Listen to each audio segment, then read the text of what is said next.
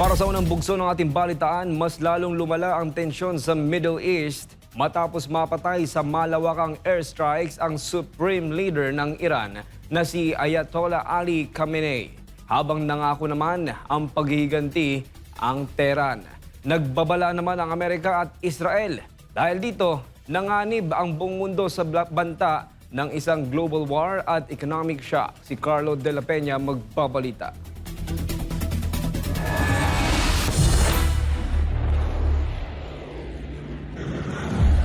Sa ilalim ng Operasyong Epic Fury at Roaring Lion, niyanig ng mga coordinated strikes ang Iran nitong Pebrero 28.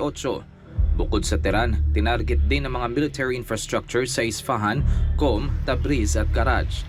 Ngunit ang pinakamadugong insidente, ang pagtama ng bomba sa isang elementary girls' school sa Minab, kung saan ang death toll ay umakyat na sa mahigit 100 at 65, karamihan ay mga estudyante.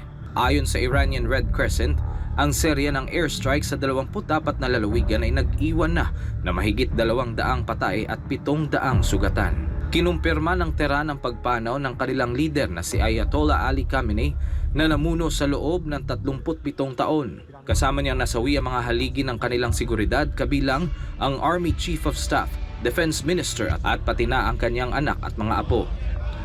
Agad na nagdeklara ang bansa ng 40-day national mourning. Sa ngayon, isang pansamantalang konseho o Interim Leadership Council ang namamahala sa gobyerno habang inihahanda ang pagpili sa susunod na Supreme Leader. Nanumpa ang Pangulo ng Iran na si Masoud Pezeshkian na ipaghihiganti niya ang pagkamatay ng Supreme Leader at iginiit na hindi uurong ang Iran. Ipinagtanggol naman ni Israeli Prime Minister Benjamin Netanyahu ang opensiba. Ayon sa kanya, kinakailangan ang hakbang na ito upang tuluyang pigilan ang banta ng Iran sa seguridad ng Israel.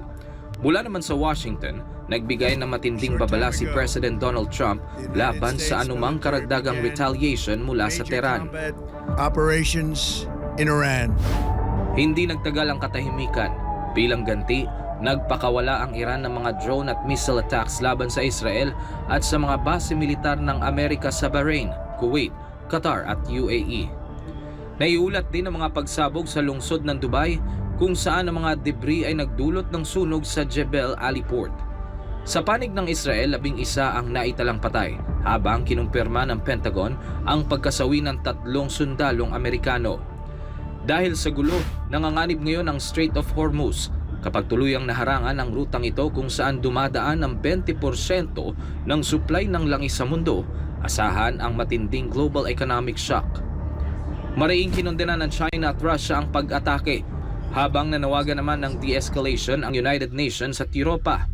Ilang international airlines at shipping companies na rin na nag-reroute para sa kaligtasan. Samantala, nakatutok ang pamahalaan ng Pilipinas sa sitwasyon.